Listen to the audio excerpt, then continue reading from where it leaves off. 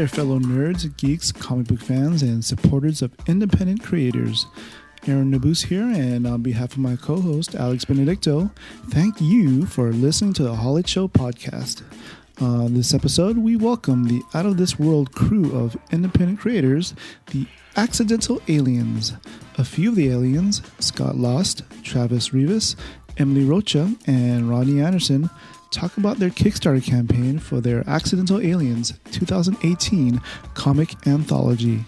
We also touch on their origin stories, where the name Accidental Aliens actually came from, and the challenges of balancing a regular job with the hustle of being an independent comic book creator. At the time of the recording of this podcast, their Kickstarter was fully funded, so congratulations and a huge high five to them. But please consider supporting them because while their printing costs are covered, by fully funding their stretch goals, they will have additional resources to appear at conventions. Please enjoy our conversation with the Accidental Aliens.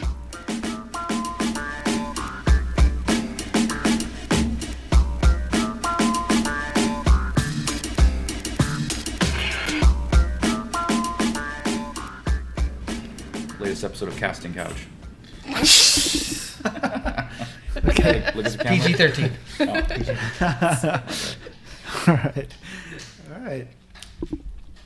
All right, welcome to the Holiday Show podcast. I'm your host, Aaron Nabus, and on behalf of my co-host, Alex Benedicto, thank you for joining us. We are joined today by the awesome peeps, otherwise known as Accidental Aliens. Four of them are here today with us. We have Emily Rocha, Scott Lost, Travis Rivas, and Rodney Anderson. How you guys doing? Good, Awesome. good, man. How are you? Thanks for having us. Yeah, I guess before we get into it, maybe if we can just do a quick origin story of what you guys are all about, and then we'll also go into the origin story of how you guys actually got together, how you met, you know, the how and why of Accidental Aliens. So, Emily. Oh, well, I met these guys at the San Diego Comic Fest. It was, I think, in year 2. San Diego Comic Fest started about 5 years ago. Or was it? Oh, is that right? Is that Was it right? year 2 yeah. or 3? So, yeah. It was, like year two or three, yeah. It was at, it was in Hotel Circle, and it was just like a little Comic-Con started by the originators of Comic-Con. And it just got very close, very personal. We had a great little artist alley up there, and then that's where we all met. We were all tabling together. Mm-hmm. Yeah, it's like a good area because it's good and bad. For one, it's separate from a normal convention where your artist alley is on the same floor as the sales floor. So it's a really small hotel. So we're actually upstairs in a room. So it's just a room for artists. So when people were downstairs doing their panels or shopping, the artist alley would be pretty much empty, maybe 1 or 2 people in there. And then so the artists would kind of like get up and look at each other's stuff just because we're isolated and there's no one here. So we'd actually get up and talk to each other. And there was a couple of people I met the first year. They were in the group, so they've moved on at this point. But one of the guys, Arnie, he's actually still in the group, and Kristen is actually how I met Rodney. Rodney wasn't in Artist Alley at that point, and Kristen actually brought in Travis too. So I met Travis there. Travis was attending as a fan, and he ended up picking up my book. And I was like, "Oh, how was he?" He was like, "Hey, it was cool. It was all right." And I'm like, I think I gave you some notes. I'm like, if you look at this panel here, that's not so good. You gotta rearrange. Yeah. Oh no, that was later on. But no, I remember very specifically because that's the first time I've ever heard someone give me, like, not to say that all feedback hasn't been honest feedback or criticism. That was the first time I received like what could have been conceived as criticism. It was fine, but I'm gonna pick up the second issue and see how it goes. And I'm like, all right. I mean, it obviously was entertaining enough for him to come back to it. But then Kristen brought Travis to one of our drawing groups. We started meeting up. That's where I met Rodney. Yeah. And then a few weeks later, she brought over Travis, and I was like, oh, I know him. He was at the show, and so then we started hanging out from there. Cool. And how did you come on board? Well, I made the decision to try to break into comics about 4 or 5 years ago, and I just started going to shows just to network, and my very first one was Comic Fest, where I met Scott. And like like you said, I picked up his book and kind of crapped on it a little bit. And then like I would see Scott and I'd see Rodney and several others at other shows, whether it's WonderCon, Long Beach, and then I a couple years into me trying to break in, I came up with this idea for a character who kind of looked like me. I have a limb difference, and so I created a superhero with my same limb difference, and really kind of used the group to get some feedback. Some of them have helped me with different character designs. Some of them have helped me with story ideas, and so just kind of using the group as a way to hone that comic and that story. And then getting to do the anthology last year and this year as well is something that's been really, really great as well. And issue 0. Oh yeah, we did issue 0 and Scott's 6th issue for Second Shift, which I helped write parts of it. I was also able to do a 0 issue, an origin issue for that character as a backup. So yeah, issue 6 of the Second Shift was a flip book. So one side was issue 6 of the Second Shift, and you flip it over, and it was issue 0. Oh, okay. Yeah, I think I have. And I did the cover for that one. Yeah. Nice. Rodney. So as Scott was saying, I wasn't there the fated second year of Comic Fest. How I came into the group is through our mutual friend Kristen. We were in a drawing group prior to that. I don't know, this comic book art community, it's a lot smaller than it should be here in San Diego. So you get to know everybody who's throwing down on comics, and it can be lonely. So we decided to start drawing together, and it's a nice feeling drawing in a group. It's a lot of camaraderie that we have kind of brought to the table, and it's fun. It's just way more fun than sitting at your desk by yourself and your cat. We're a drinking group with an art problem. That's it. That's it. I like that. So when during that Comic Fest, Kristen invited these fine folks to draw, and we kind of formed up like Voltron. Who's the left arm? Who's the right arm? Who's... I'm neither arm. I'm not saying I'm the black line. At this point, I would probably be Scott because we made him editor. So we like. So he forms the head. Say it, Scott. Yeah, a hungover head. And I'll form the head. And we've actually picked up more people. More people have come into the group throughout the years. Rodney's brought in a couple of people. Draw and Eric were friends of yours that drew, and he brought them in. And then over the last couple of years, Comic Fest is kind of like my talent scouting pool. So the first year, that's when I actually was hanging out. I was talking to Arnie Gordon after the show. And because he's real nice, he came up to me and he was talking to me about my art and how much he liked it. And then I went over and I saw his stuff. I really enjoyed it. And so I was like, hey, are you local? And pretty much everyone that goes to San Diego Comic Fest are local artists, which is really cool. And I was like, would you want to hang out and draw sometime? And he goes, yeah, for sure. And Kristen was next to him. She's like, can I come? And I'm like, oh, yeah, for sure. So that's kind of how we started initially. And then so every year I kind of, like see who's around. And like I had seen Emily the first year I was there, but like we didn't speak. She was on the other side of the room and, she looked busy or whatever. And but the she always looks busy. Yeah, she always has that look. She fakes the funk well. Sometimes I'm working on it. But so the next year she actually was 2 chairs over from me, and she just seemed really cool talking to her and this other guy Josh, like talking to them throughout the show or whatever. And then Emily, I was like, I get along really well with her just based off of. What was it, like 4 days? Was it a 4-day event? It was 3 days. 3 days? Yeah. So based off of the 3 days, I was like, I like this chick. She seems pretty cool. I think we'd get along. And so I was like, hey, do you want to come? And then Josh was like, can I come? And I was like, yeah, okay. So, but he's fallen off at this point. He actually moved away. But so yeah, every year we kind of pick up a couple new members. This past year we picked up Tristan Whitehouse, and he was actually next to Rodney. Yeah. And he just seemed like a really cool guy. Him and his wife Crystal, really cool. And so we brought them in, and he's been fantastic for us. He has a background in graphic design, and he works for City Beat. So a lot of the technical aspect of creating comics, he's helped us. Between him and Emily, like we're like a well-functioning unit. Like we're just, it's all flowing well. Yeah, I met him at the artist signing at SoCal, I think. Oh, okay. Yeah, we had beers at the Society. Yeah, that's right.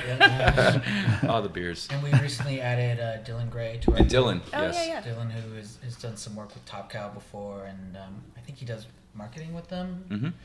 And- Marketing director. Yeah, and he works a lot of the shows with Matt Hawkins, and you know, he saw a copy of our last anthology and just was like, oh man, this is great. You know, I'd like to be a part of it. And we said, yeah, sure. You know, we know you, we've seen you around, we know you're a reliable guy. Like, let's get you in there. And he's also been a great contributor to the book and you know, the marketing of it and getting the word out there about it.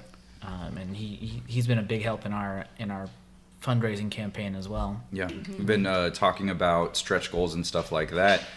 Since the start of the Kickstarter, we've hit our goal. We still need to, you know, keep going. We have, I think, about 21 days left. Is that right? Yeah, we'll talk about the Kickstarter a little bit later. So, but you know, we're thinking about, you know, what can we do for stretch goals? And he's like, I got a guy. And so like, we're like, what about this? He's like, I got a guy. So he's got a guy for everything. So it's Nice. he's been a great addition. Cool. Maybe we can sort of delve a little bit deeper into your own personal origin stories as well. I guess we'll start with Ronnie. I know you're not from San Diego. No, I'm from Texas. I'm a country boy. Sorry, I didn't, have my 10-gallon hat today. I didn't think it convey well on a podcast. But yeah, so as far as my art origin, I, as an artist, I initially wanted to just kind of stay home and not leave the nest art-wise.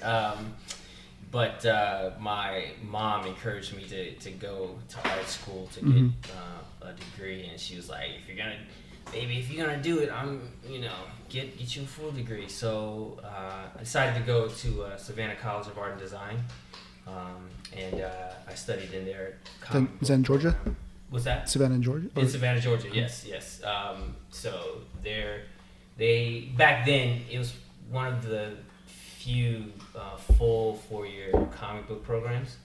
So right now, I think there are a few more, but definitely it was one of the best. A lot of my teachers were actual guys and gals that worked in the industry or were working on projects. Nice. That was really awesome. And I most people will say like, oh man, that's kind of cool. You must be really good. You come out of art school. It's not that art school gives you what you need to be a better artist. It just helps you figure out how to continue learning as an artist. I especially with tuition rates the way they are now, I wouldn't say it's necessary, but the experience was really good. I came out much better than when I went in. So after that, during school, I was always wanting my own kind of project, and I'm a big fantasy guy, big fantasy guy. I came up in that era of Conan the Barbarian and Beastmaster. I'm totally putting a date on myself. And young Tom Cruise and Legend, you know what I mean? So I wanted to do a story along those lines, but honestly, I never saw anyone in those stories that looked like me. If you see any of my posts on Instagram, I always have that hashtag diversity in comics. That's really big for me. And in fantasy, you just don't see it, black characters at all or represented well. And I wanted to make a story where a black character in a fantasy, full-on sword, sorcery type of thing, was the main character. That's my story, Sword Saga.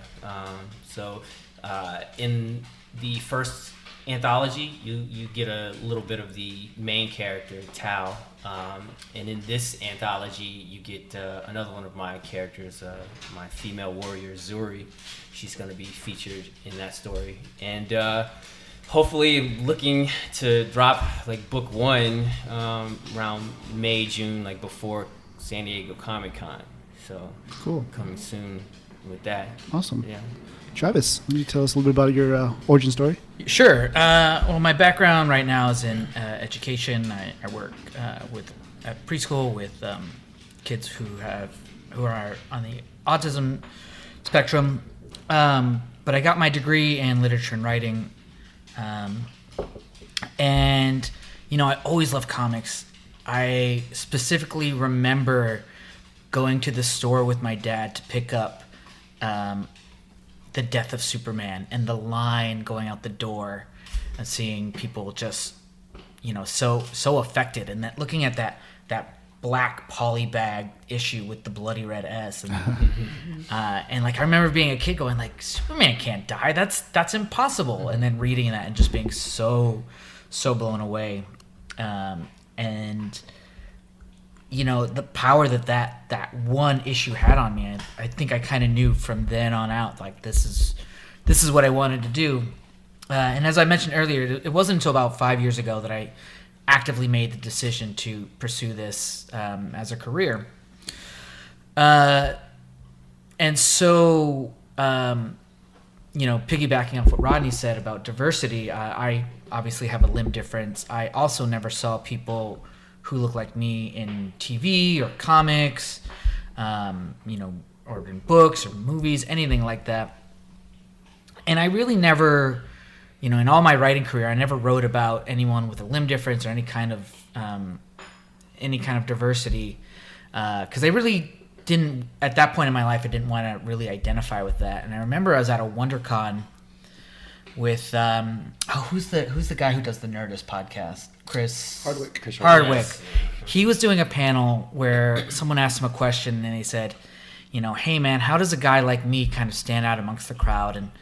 And Chris said he quoted a stand-up comic at the time. I don't remember which one. He said, the more true you are to yourself, the more you can tell your own story, the more you're going to stand out amongst the crowd, because nobody is you and nobody has your experience and nobody can tell your story. And right then and there, as soon as I heard that, I knew I needed to make characters with limb differences, characters who had physical disabilities, because we weren't seeing that.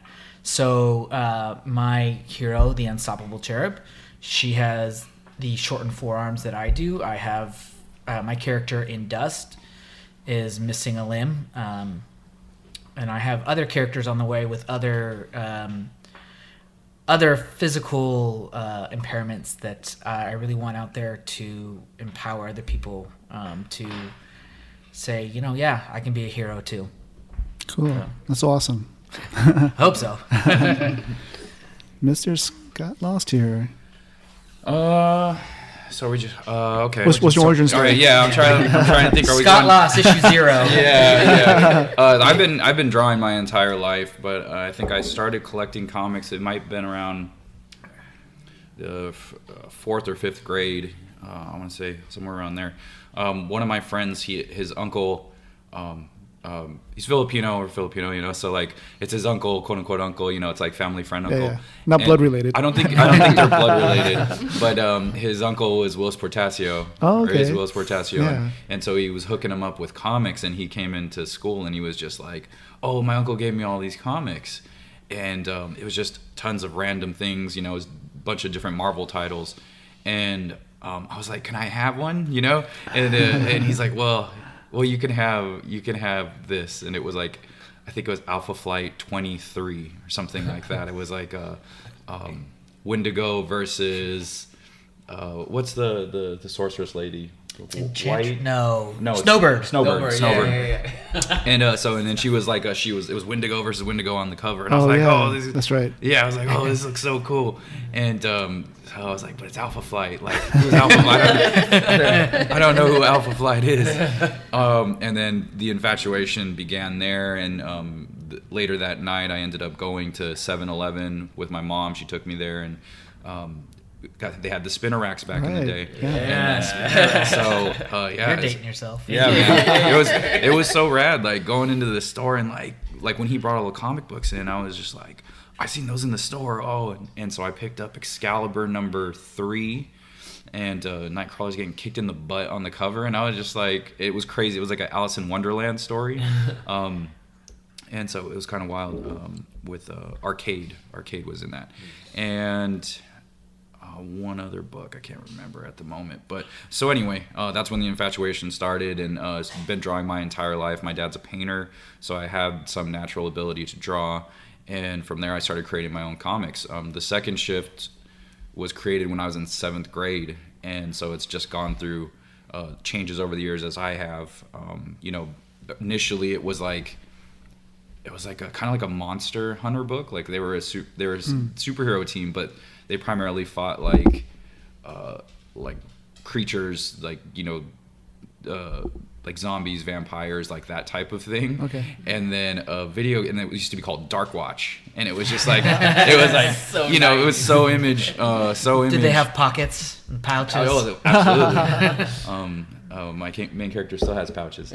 So, but anyway, from there, it's like it changed. Then there was a video game that came out, and it was called Dark Watch, and I think they fought zombies in it. And I was like, "Are you kidding me?" Yeah. So I was like, "Okay, this has got to change." And but over the years, I've done issues like that I've actually completed. I actually have. Travis alluded to Second Shift issue 0. The first time I ever completed a full comic, like start to finish, I think I was like 24. And after I finished, I was like, wow, the writing's really bad in this. Like, I realized that I'm not a writer, and at some point, if I do want to continue this, I'm going to have to find someone to write the story for me.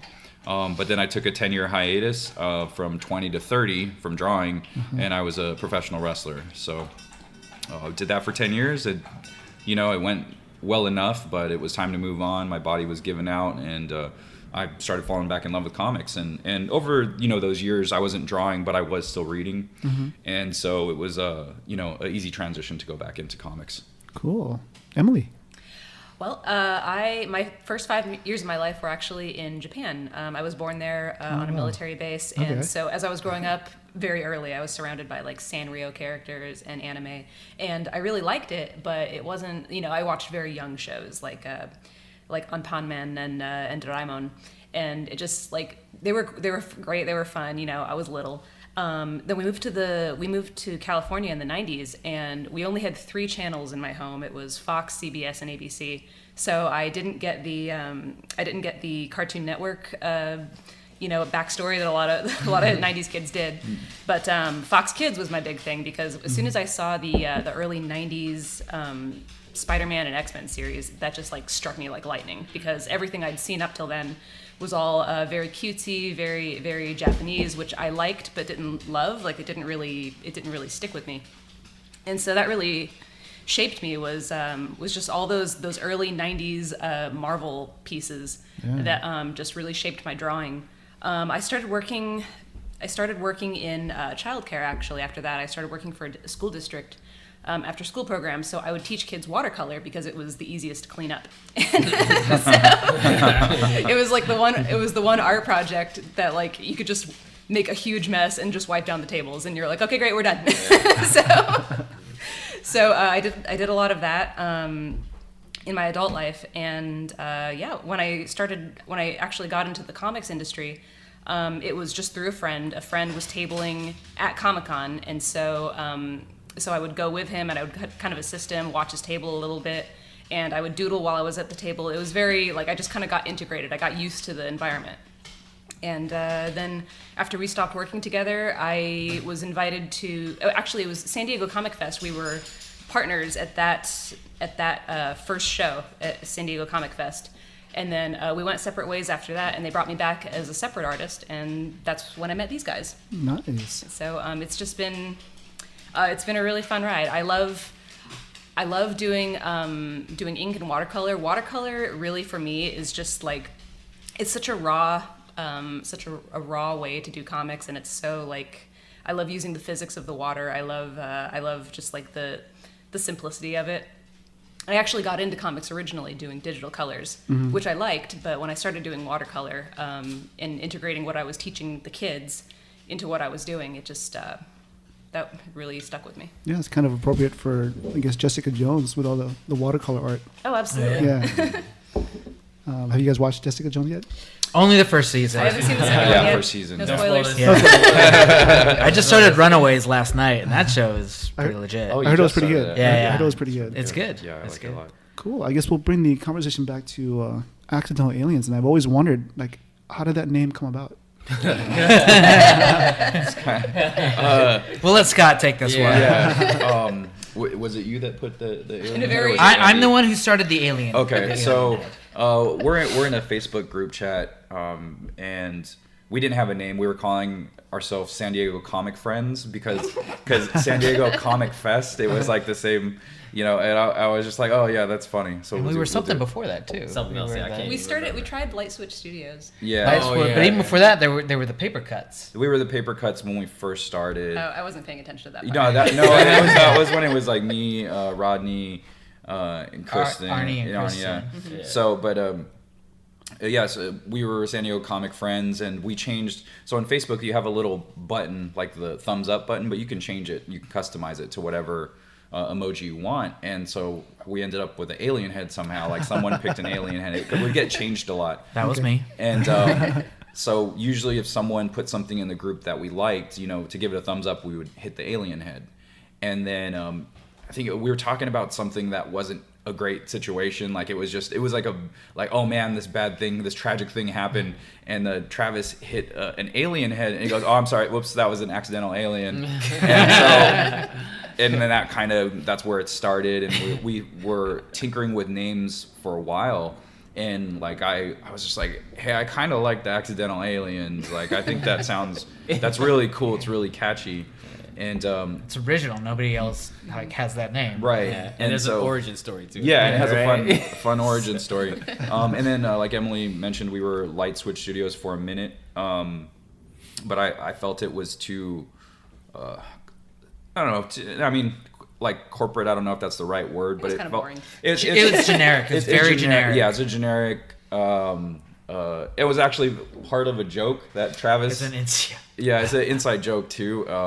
Cause like Travis is like, hey man, I want to pitch a story to you about your characters. And so one of my characters' name is Switch, and the other one's Light Shower. And he goes, I came up with this new character. His name's Light Switch. and so like, It was a fusion of the two characters. yeah. And so it was kind of a joke between me and Travis, but Travis kind of liked the name. I was like, bro, we're not gonna make our group name based off of our inside joke. I was like, I don't know, that doesn't sound great.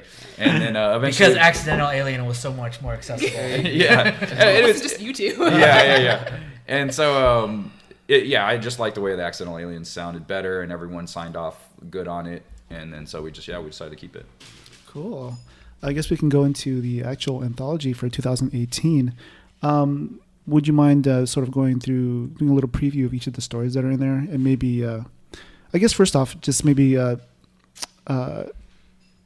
touch on the other members of the group since they aren't here. So we mentioned a little bit earlier. We mentioned Dylan Gray, Tristan Whitehouse. I want to make sure I don't forget anyone, so I'm going to look into our list real quick. We have Andy Dukelith. She was in the first. Draw Hard was also in the first. Emily, of course. Rodney, myself, Travis. And so the two new additions to our group for this anthology is Dylan, Tristan. Okay, cool. All right. I guess, Emily, you want to start off with your story? Oh yeah, my story is Atla. Actually, last year I had Travis write my story because I'm not really a writer, but I really I wanted to branch out this year and do my own. So I started this before I even heard about Shape of Water, but it's a mermaid story. It's about a young boy who is studying to be a marine biologist. He's like in a special like class for kids that are like choosing that as a career path early. And his father was involved in a discovery of like a new ocean creature, very very similar to a mermaid, but his father was lost at sea. So the story begins. It's a 6-page story where he's about to confront this creature. Like he's been avoiding it, but he has to because he wants to continue with the class and his career path. And so he finally confronts this like creature that has that connects to Don't give away the end. it's a connection to his father's loss. Yeah, just and a little then tease. he discovers that there's more to it. There's more to it than just being like a new fish Cool. in the ocean. All right. Mr. Lost. I'm continuing my story from last year, Wanderers of Melisande. That takes place 1,000 years into the future.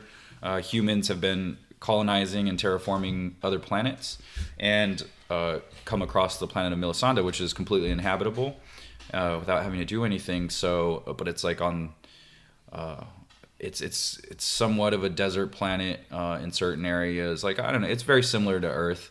And, you know, some areas are more tropical. So throughout the story, as the story goes on, you'll be visiting different, you know, parts of the world. But the one thing about this story in particular that I find interesting and what made me want to write and draw it is on this planet, the meteor never hit. So their versions of the dinosaur never went extinct. Mm-hmm. So they like survived, evolved, and so they're the dominant species on the planet. And then so you have humans and another dominant species. So when you have two dominant species, you know, how will they interact? How will that work out? And of course it doesn't. Travis.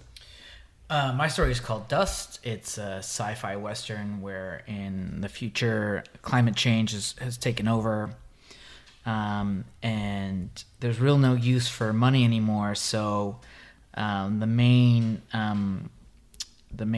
form of wealth is organs, healthy organs, and you can loan out your organs for more resources. And in this story, my main character Dust, his loan got defaulted on, and so his wife's heart was taken. So he goes to get it back. So that's the brief pitch for Dust. Without saying any more.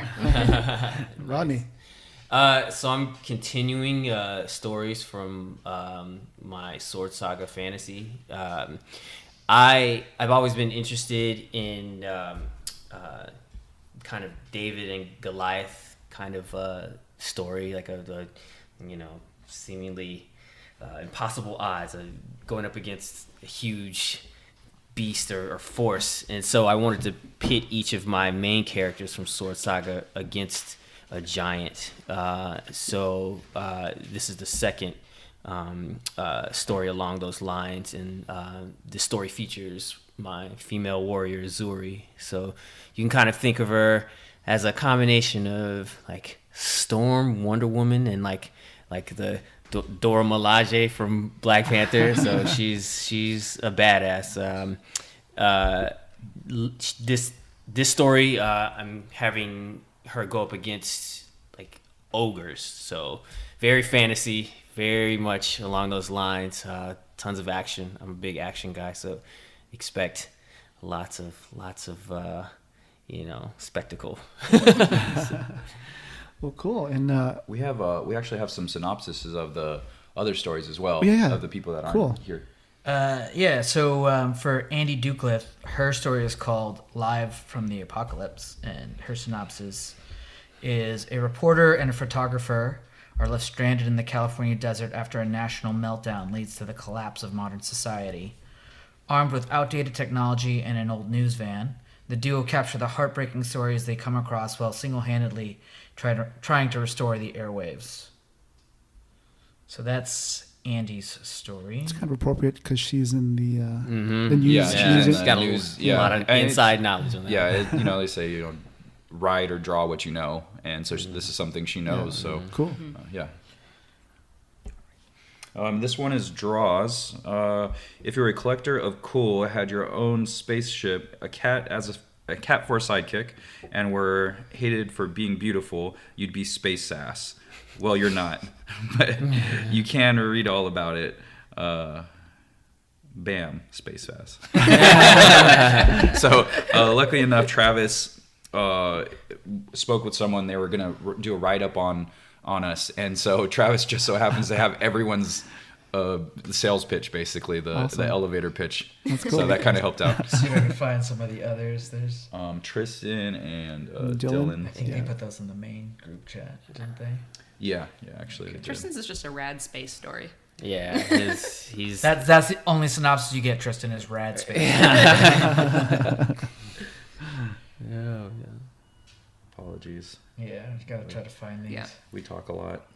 I've seen a little bit of Tristan's stories. I didn't want to see all of them because I want to see all the stories in print. I've seen like little pieces of everyone, but I'm trying really hard not to read all the stories before the book goes out. And Tristan, he was done so fast. He's so fast and so good. He's talented and motivated. So those things together equal awesome. So yeah, I thought I was good at dividing my time and really like I'm a time management junkie, and he's better at it. He's like, okay, I got 15 minutes. Okay, I got to do this and this, and I think that also comes with doing what he does for a living. He has to put together a magazine every week, so he's like very deadline centric. So that's just he lives in a time where every minute literally counts. It's like, okay, I need this as fast as you can get this to me so I can create this thing. And so that actually helps with his output as an artist. So once we let him know, like, hey, do you want to be in the group? They want to be in this year's anthology. And he goes, I've had a story that I've been wanting to write and draw for years. I saw him at... It's like we go to the same Starbucks. That's how we met. And then the people at Starbucks knew we both drew, and then they introduced us. And then I saw his stuff, and I was like, shout out to you, Starbucks. oh, okay. Like, wow. Yeah, you should be in the group, man. And then he joined the group, and then saw the anthology, and was like, oh, I got this story. And then I saw the progress every morning. And it was just like... This dude is going to be finished before all of us. He's the newest guy. And he was. So big props to him for being the new guy and being finished before everyone else. Yeah. Well, here's his story. Tristan Whitehouse is writing and drawing The Adventures of Tarek Zion. And his synopsis is, when a nearly undetectable alien species invades their sector of colonized space, a group of semi-outlaws find themselves dragged into intergalactic warfare. As if dealing with crippling debt, a quarter-life crises weren't enough, these are the adventures of Tarek, Julie, Tiffany, Irina, and Torin. Cool. Yeah. And then for Dylan, his story is called A Tale of Rust. A Tale of Rust. A Tale of Rust. The kingdom has been invading the Republic for years. Every day brings the king closer to conquest over the senator. The senator's technology is powerful, but is no match for the king's magic. The senator decides he needs some magic in order to change the tide of this war, and he may have found the perfect guy, perfect guy for the job to get him some. So Dylan's story is it's a one kingdom that has technology versus a kingdom that has magic, and so it's that technology versus magic kind of storyline. Cool. Looking forward to reading all your stories. Thank you. Thank you. And thank you for backing the project. Yeah. Oh, Yeah. So I'm in charge of the Kickstarter, so I got to see who's coming in. So we appreciate you're Hall welcome. H being supporters welcome. of the Accidental Aliens. Absolutely. And we are funded. We got there. I was about to say. It was 5 days we got there, which really surprised all of us. But if you still are interested in the project, you can still back. You just guarantee your copy because, like I said, we're there, and it guarantees. Cool. And then that allows us the more we get funded, the more we actually get to do. So, for instance, something that Kickstarter does, which is it's harder for us to gauge, is it includes the shipping into the total, which kind of throws us off because it's like, okay, if you for instance, the Kickstarter goal itself was for the printing. And then so I added a couple of hundred because I noticed last year. So like, for instance, let's say you back $15 and shipping's $3. They put $18 into your total. It's like, well, why'd you do that? Then why do you have why do you have the shipping separate? Like, it's weird. So so it messes with the front of it a bit, like, you know, the goal. So we need to go over a bit more just to guarantee that we have enough to print all the Kickstarter rewards, the books, and mail them out. And then everything, I think our first stretch goal is at 5,500, and so that $1,000 in between, it'll actually give us some buffer room. It's like, okay, we'll be able to do all this stuff, and then plus we actually want to use some of the money that when we go over, we want to use it to get table space at conventions. So we would like to get a small press table at San Diego Comic-Con. So that's one of the stretch goals, is help us get a table at San Diego Comic-Con. Yeah. And so that's big for all of us, man. Like I think, Scott, are you the only one who's tabled in the group, or in the accidental A's? We have another member. He's like a member. He hasn't been in the anthologies, but he's definitely part of like the group chats. But he lives in Temecula, so it's hard for him to actually make it to the group. But he's a fantastic artist. Death. What's Death's last name? Phil Simone? There you go. So, he's tight. Yeah. So he's actually tabled in Artist Alley at San Diego himself. So, but between us two, that's pretty much it. Yeah, that's kind of like the big show, right? Everybody acknowledges San Diego Comic-Con as the con. So to get us as a group in San Diego Comic-Con, that's, for me, that would be awesome. Huge. I mean, that's huge, man. Absolutely. Like that. Put our mark on the industry. Yeah, that'd be so at that badass. convention. The first year I was in there, I was like, is this real life? Is this happening right now? Like, but you know, we've all tabled separately, and so it would be really great for us to table together, as to really, as a company. Yeah, to have the aliens have a presence there. Yeah, We've done some small events as a group. We did some for SoCal Comics and at Villainous Lair. R.I.P. But doing 138. 138 down Lemon Grove. That was in Lemon Grove. at Kamikaze and Liberty Station. We've done Toy Wars up in Vista. We were, that was kind of the first year we were still forming. That was before the first anthology. So, but to get a small press booth at San Diego Comic-Con, that would be, I mean, that's the goal, right? That's the goal. Yeah. And then we also want to do an upgraded cover like last year's, how we had that holographic cover. We want to do something. We want to, if we can do the exact same thing for this year's cover, that would be cool. So that's also part of the stretch goals. And I believe we're looking into tote bags and other stuff like that. So Some pretty cool swag. yes. Yeah. Out of this galaxy swag. Out of this world. Out of this world, baby. We'll be out of this world. Now, maybe we can go into a little bit about. That was a pretty cool promo video you guys did on your Kickstarter. I'm glad you liked it. Yeah, it's pretty cool. Everybody, we were just throwing stuff at the wall. Like last year, we had our turtlenecks and the awkward family photo. Like that was our kind of like joke theme for last year's. And so we were kind of struggling to figure out what we were gonna do. We were gonna do something like 80s. That was one of our initial ideas, and then Dylan, one of our newest members, he threw the Clue thing out at us, and we're all, it sounds pretty cool actually. Let's just do that. And so it went really well. And I was like, I think it'll be good every year that we do something funny for our videos to make us seem different. Like I'll watch Kickstarter videos to get an idea of what people put up there and what they think like and I'll watch it and I'm like, that was a really good video, and it's like, man, there's a lot of production there.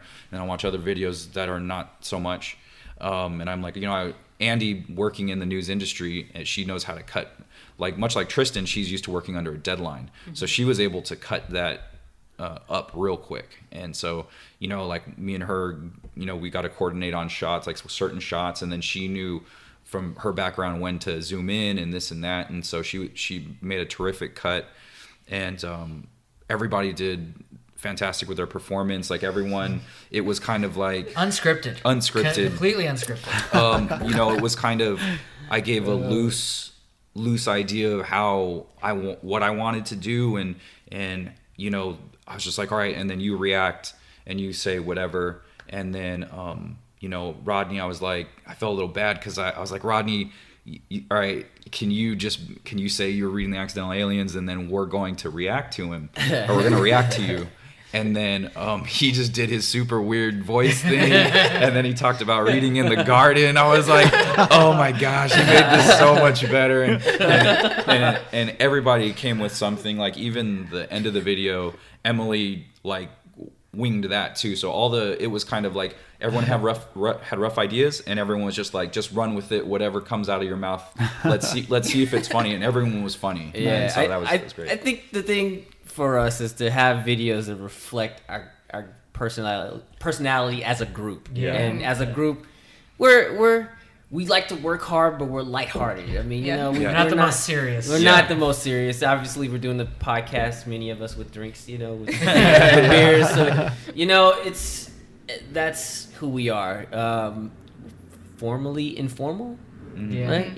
Like trying to get some things done, trying to make some moves in this industry, but we don't take ourselves seriously. Yeah. We want people to take our work seriously, but it's comics. So you gotta, exactly. You gotta have fun with it. We're trying to, do childlike things for a living. You know what I mean? Like I've lived my life that I was, a pro wrestler for 10 years, and then because I loved it as a kid. Now, ever since I was a kid, before that, I wanted to draw comics, and it's just like, I still love the things that I loved as a child, and to be able to do childlike things for a living is amazing. So I think that our videos are definitely, like Rodney was saying, reflect our personalities. Yeah. It's gonna be hard to top this. I know. Yeah. I know. We will try. We will try. Now, what were some of the challenges that you faced, versus 2017 and 2018? That maybe you wanna. I actually say a lot of it went way smoother. So last year it was kind of me personally, this will be my 5th Kickstarter, and so last year's it was the first for a lot of people in the group, and so it was kind of me saying, all right, this is how it's gonna go. We have to start off hot. You have to be doing this. You have to contact everyone personally. Don't do group chats. Like, don't send out group texts. Nobody's gonna back the project if they don't feel like you're trying to connect with them as a person. So it's really important for you to contact people and say, hey, I'm doing this thing or whatever. And if, there's something that you guys do, there's a connection there. Maybe you could, I don't know, like, hey, remember when we did this stuff? Well, blah, blah, blah. Mm-hmm. But this year everyone, or mostly everyone in the group has done it now. And so everyone else is more prepared. And not to mention a lot of the stuff that we had done the previous year, I was able to bring over. I'm like, okay, well, we had to think of all of these different things, but most of it's already thought of, the format and this and that. And so a lot of it was easy just to move over. Mm-hmm. And then, okay. I would say that, it's also easier because we put out a pretty good product last year, and we've got some local recognition now. We've been doing those shows that I mentioned earlier, and I think people are starting to get to notice and know that we bring a certain quality to our work, and they like that. I see a lot of professional work on Kickstarter, but I also see some stuff that looks like that it was put together pretty hastily. And I know there's also been some Kickstarters that they get the money and there's no product that's ever delivered. Mm-hmm. With ours, we're pretty much done. We're ready to go. And as soon as we got that money, boom, we're off to the printer. Mm-hmm. And I think last year people really learned about that reliability from us, and it makes it a lot easier to bring people back on board. They know what they're getting. If people back your project once and they see that you can deliver on your product, they're more than likely going to back you again, especially if what you delivered was a good product. Mm-hmm. I've backed a few Kickstarters myself where I wasn't given the product for years, and I actually pimped the Kickstarter out. I was like, the art in this is beautiful. Just check it out. You're gonna love it. It looks great from what I've seen. It looks fantastic. You guys should back this project. And then I didn't get my book from them. I think it was 4 years. It took 4 years for them. Really? Yeah. Wow. And I was really disappointed, and I actually had gotten 2 copies of it. They were like, it's done, we're sending it out. If you want an extra copy, you can PayPal us, $32. And like a sucker, it had already been 3.5 years at that point. And I still did it. I gave them more money because I wanted a copy for myself and I wanted a copy for my goddaughter. And they sent me one copy. And I was like, hey, I gave you guys money again. Where is the other copy? And they're like, well, we're taking care of the Kickstarter rewards first, and then we're going to send out the other copies. And I'm like, but that literally doesn't make any sense. You already have my money. Why would you waste more of the money that you got on mailing something twice? You couldn't have mailed 2 copies at once. It was going to cost the same rate, media mail, and then plus I'm upset. And I'm like, so can you just return my money? Just refund me my money. Like, I don't even want the other book now. I don't want it. And so anyway, I'm going on about this Kickstarter project. So he's heated, man. I'm worked up. No, but so it left such a bad taste in my mouth that I wanted to make sure we were not that. And so the only time I'll ever do a Kickstarter is when the book's done. So it's like I won't even put the thing up until I'm done with my end. Like, it has to be drawn, and I know my colorist is reliable and this and that. And so for our group, it's the same thing. Like when the Kickstarter, the first one that we did, I said, hey, do you guys want to do this for Free Comic Book Day? And we'll have all the way until March. We'll run the Kickstarter the whole month of March, and then get the books printed in April, and we'll have it by the 1st of May, so we can do Free Comic Book Day. And everyone was on board, and so that gave us a 10-month window to get our pages done. And so to have a nice amount of time to just do these short stories and put everything together, it's really important to make sure that process is done. So when people do back the book, we're like, hey, okay, cool. Thank you for the money. We will get this printed and we'll have it to you in a month. So I think to answer your question, for challenges though, I know just for me personally, like I wanted a story that at least matched the same quality of last year's story. And Emily was gracious enough to draw my story last year, but she wanted to do her own thing, and I wanted to find some artists that were just as comparable, and push myself as well to do something just as unique and as cool as last year's story, which is called "There's Something in the Green Flash." If you can back our Kickstarter and get last year's anthology as well, if you're interested in reading that one. Yep. While supplies last. Yeah, only 20 left, I think. Oh, wow. Yeah. Out of a 500 print run. 500, yep. So, get it while it lasts. But I just wanted to kind of maintain that same quality for me on a personal end. That was my biggest challenge. Any challenges for you, Rodney? For me, it's just trying to up my game from last year. So I'm a real big, like I said before, like I'm big into action. So topping the spectacles, it can be like anime, like Dragon Ball, like you get souped up for the big action scene, and then it's like a letdown because all they did was throw a fireball. It's like I waited 3-4 episodes for you just to throw a fireball. Like, okay, whatever. Although Super seems pretty good. That's what I hear. It's all about GT. It's all about GT. That's not even canon anymore. Is it? This canon? This Dragon Ball? See, they kicked it to the curb, man. God, see, it's a whole nother podcast. Just trying to like push myself artistically is where I found the challenge. I like to stage action. I almost call it choreography on the page.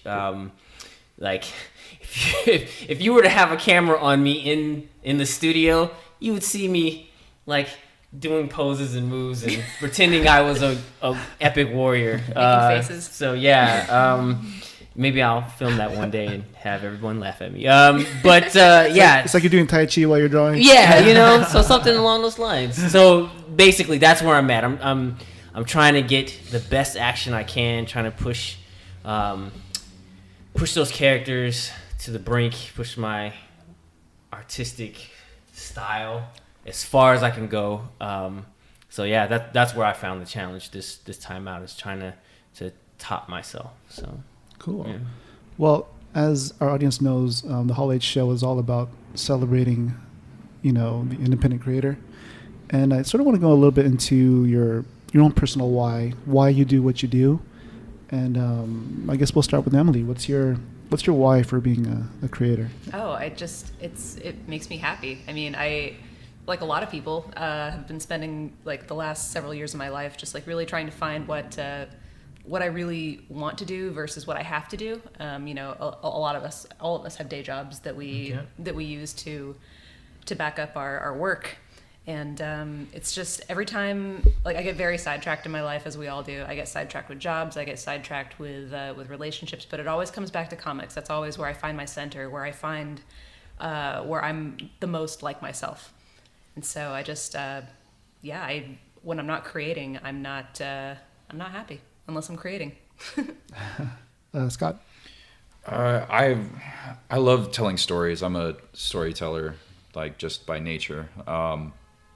So, you know, even with, you know, Rodney was talking about like fight choreography and stuff like that. And like I did pro wrestling for 10 years. So you're telling every match, you're telling a story. And I always wanted whatever story I was telling to be better than the last story. And so with comics, it's pretty much the same. And I, you know, growing up and reading books, it was like, you know, I never wanted to draw. I was an X-Men kid growing up. And I didn't want to draw the X-Men, though. You weren't an Alpha Flight kid? I always have a special place in you my like life. Alpha Flight, eh? Yeah. You hoser? Yeah. And then, you know, Wolverine would pop in there time to time, so that didn't hurt. Still waiting for that Alpha Flight cartoon. Yeah, man, it's gonna happen. They have it in Canada already. Do they? You know. Yeah, I loved reading other people's stories with their characters, but it was never, I want to draw the X-Men, or I want to draw Alpha Flight, I want to draw my characters, I want to tell my stories, and I want kids, young kids, like when I first started reading comics, I want their comics to be the second shift, and then I want them to grow up to tell their own stories. Or if they want to help me draw the second shift because I'm really slow, that would be cool. But you know, that's always been something inside of me. Like, I want to tell these stories. I want to have a legacy beyond, you know, my years. Like, I want to tell these stories and I want people to enjoy them. And then years later go, oh man, this is so good. You know, like, you know, this was a great story or whatever. And then maybe they'll want to continue the story or maybe it'll just convince them to tell their own stories. Cool. Travis? I touched on it a little bit already before, but, you know, just giving a platform for people with limb differences or disabilities to see someone who looks like them, you know, being a hero, being strong, showing that, you know, there isn't anything wrong with you.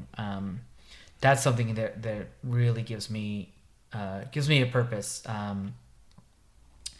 And I remember we were doing an event with at SoCal, and afterwards the owner, Jamie, you know, he was kind of talking to us and asked us, like, so, like, what's your guys' goals? Like, do you want to write for Marvel? Do you want to write like X-Men? Do you want to write Batman stories?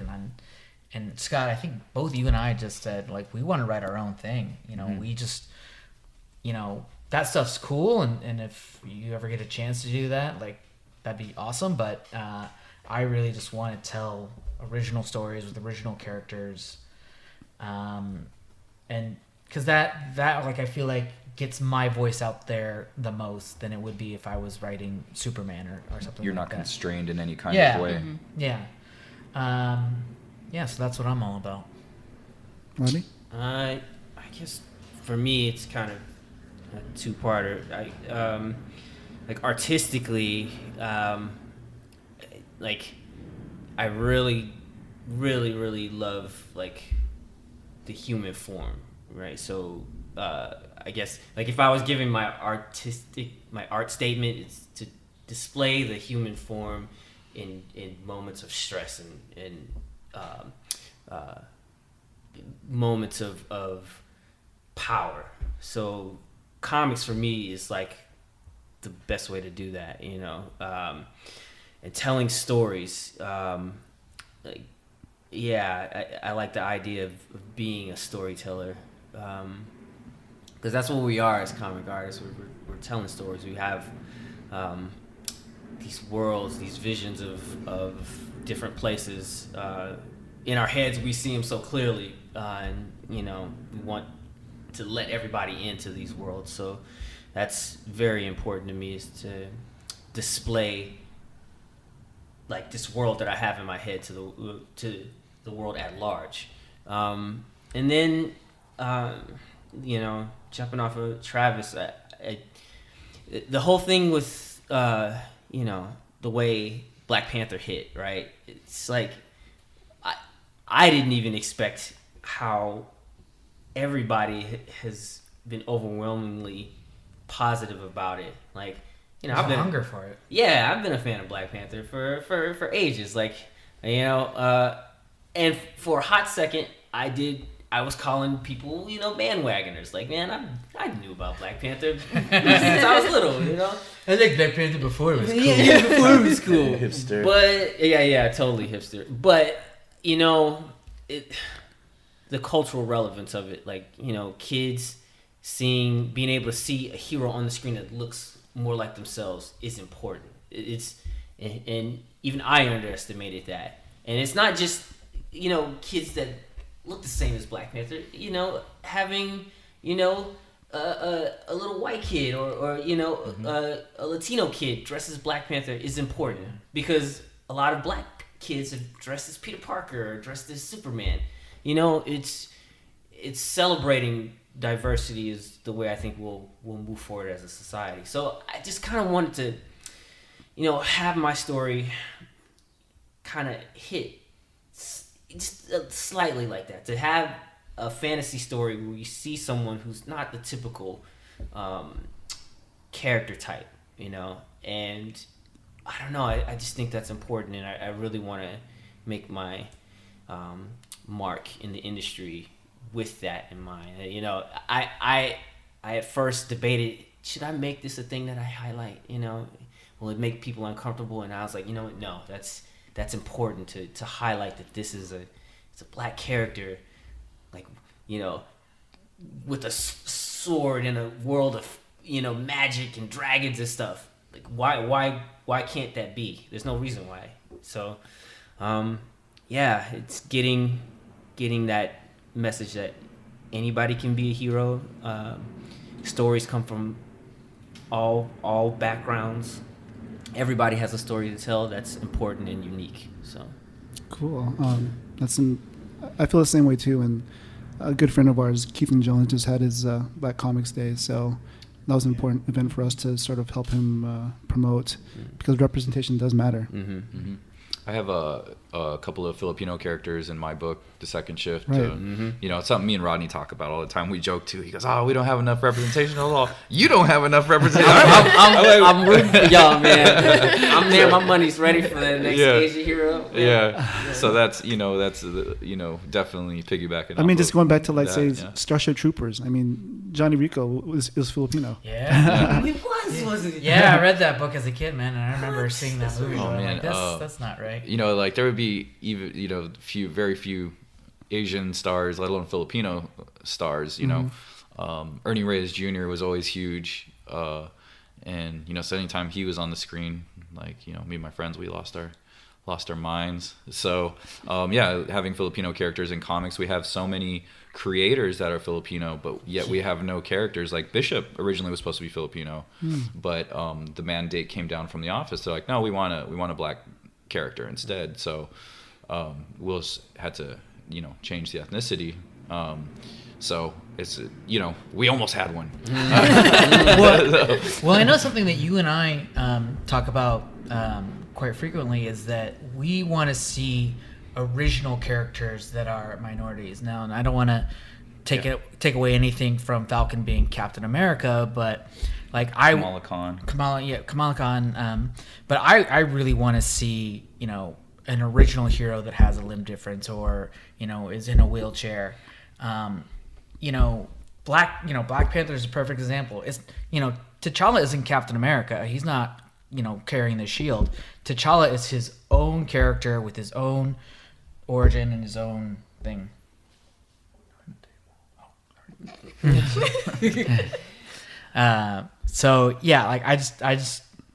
For me personally, I would rather see original characters that have those traits than than grafting them onto an existing hero. True. And I think it'll be easier for independent creators such as yourselves to do that rather than the big two. Mm-hmm. you Right. know? Absolutely. Yeah. Which is sad because they have the biggest range. You would think it would be Yeah. easier for them. There were, there's always like Kamala Khan is a really important character. Her book's great. I love Miss Marvel, but it's a legacy character now, which is fine. But then there's like Miss America Chavez. Yeah, she was popular for a quick minute, and so to have a Latina superhero like in the mainstream, that's huge. It's great, and like we do want to branch out and have diversity in comics with our comics, but I think that's a window that the big two need to focus on too, like original characters too, not just just turning other characters into legacy characters. Yeah, like and it's just to sort of hammer that point. David Walker, he's written for Marvel, Luke Cage, and he said at a recent panel at Black Comics Day, he said that he's going to start going back toward independent creating, just because that's great. he said there's a disconnect between the publishing side, Marvel Comics, and Marvel Studios. It seems like Marvel Studios is taking more of a taking on the challenge of sort of putting more the ethnic characters in there, versus the Marvel Comics part, which is they're sort of not really doing a good job. Right. What did you see what Eric Larson was tweeting out recently? And he said, it's a shame that Marvel can't come up with any kind of really original creations or characters in the last 10 or 20 years. Even we talked about Kamala Khan is a great character, but she is still a legacy character. You haven't seen any real original heroes out of them that have really just stuck. Right. So I think there's also an excuse too that they use. They go, well, it's really hard to create new characters and to make those stick with. No, it's not. No, it's not. I totally disagree. That's an excuse. Yeah, you can push a character into the forefront, and if it's a good character, it will stick. Like they're like, what new characters? I'm like, well, Deadpool. It's a bit older now, but Deadpool is he was a newer character that stuck with the audience because it was a good character. And so once you have a character that is good and you highlight that character, people will gravitate to that character. So it's a matter, like, they were pushing the Miss Marvel title for a while, and people were, this is good, we like this. And then so she gets pushed back a little bit, and they're doing their events and stuff. And then so the importance of the diversity isn't important so much because now it's about the event. Mm-hmm. Yeah, I think that's why, Image is like blowing up a lot too. It's not just like diversity of characters, diversity of stories that characters are in too. Absolutely. Image is this renaissance of sci-fi. I'm loving it in comics. Like, I mean, because forever it was superheroes. That was it. That was the only comic type that was out there in American comics. Mm-hmm. But now we got so many great sci-fi stories. Horror too. And horror, yeah, mm-hmm. Horror is making a big comeback, and it's like that. Branching out that way will help the industry grow as a whole, because it's in flux right now. Like the comic, like the physical comic book medium is kind of in flux. So new ideas, new story types, diverse characters, all that will go into, I think, helping the industry grow. So yeah, it's one of those weird things. We talk about it all the time. Yeah. The state of the industry. That's another great thing about having a group of comic artists and comic fans. You just BS about this type of stuff, and like, just like how things are working. Like I'm constantly having talks like about single issues, and everyone trade weights now, and a lot of people just, that's what they do. They read in trades. So they're like, what, financially it doesn't make sense to be paying $4 for a single issue, and then the trade comes out at 15 to 20, and it's easier to find on the shelf. So like, I've even dabbled with the idea of not doing single issues, but as an independent creator, the problem is I'm slow, and I have, so like Emily said, we all have day jobs. Mm-hmm. So for me to put out 5 issues of the second shift will take me probably a year and a half, something like that, maybe 2 years. So it's like, I wouldn't have a new book for 2 years. Like so there's a give and take, like, well, this makes more sense to wait for the trade. or to then over doing single issues. But at the same time, as an old school fan, I'm like, I don't want to not do single issues. Right. It's really Right. cool. Yeah. You know, And that's how you kind of build the audience for that trade. And I think we've all talked about doing more episodic stories with your single issue. And, Yeah. and the way that like old school comics were. Yes. One and done. Yeah, one and done story. You Yeah. you might have some character stories that carry over, but you know, Spider-Man would fight the Sandman in one issue, and at the end of it, you know, he would go on his date with Gwen Stacy or whatever, and that's it. And I think that is a good way for independent creators to kind of build that audience, because that way you're not intimidated by that, you know, number 12 on the issue, like, oh, I don't have 1 through 11. That's okay. This is its own thing. It's its own adventure. You can jump in. Don't need to have all this previous knowledge. Yeah, I started doing something with my issues because I found at shows, I remember the old Dark Horse model where they would put, 1 of 4, 2, 4, 3, 4, 4, 4 on the corner. And I was just like, yeah, but where is this in the story? And it's just like, well, it's its own story. You could just read this and be fine. And then I was like, oh, okay. But as a long time fan, I liked building that number. I liked seeing the high number. And so what I started doing is putting 1 shot or 1 of 2 or 2 of 2 like in the corner. So people see the 1 shot. If they're just a casual fan, they'll pick it up. And like Travis was saying, the episodics there, it helps. It's just one and done. You read it. Hey, that was good. And if you want to know more, then you can go back and read the other stuff. But you're not reliant on them knowing everything about your characters. So You guys had touched on a little bit about having day jobs. I'm interested in hearing how you guys sort of balance out the creativity and your 9 to 5 or your day jobs. Emily. Well, I try to work for startups because I love the chaos. But also it's a great environment to just to really balance your work. When I'm working with startups, I do a lot of product development, and so and I'm making labels and websites. So it's really good to take a break from that when I'm just stuck on what I'm doing, to go over and maybe letter my story or do some sketches, or so I can work a little bit on both throughout the day. But I try to work in day jobs where I remain creative. And so recently I had a job where I had to leave because my creativity was just gone. It was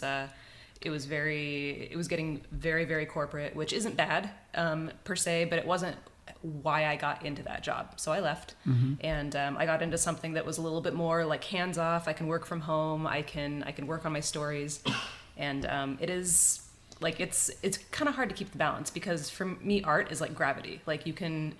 You can fly on an airplane, you can ride in a car, you can walk into a second story building, but eventually you have to make your way back to the ground, and that's where art is for me.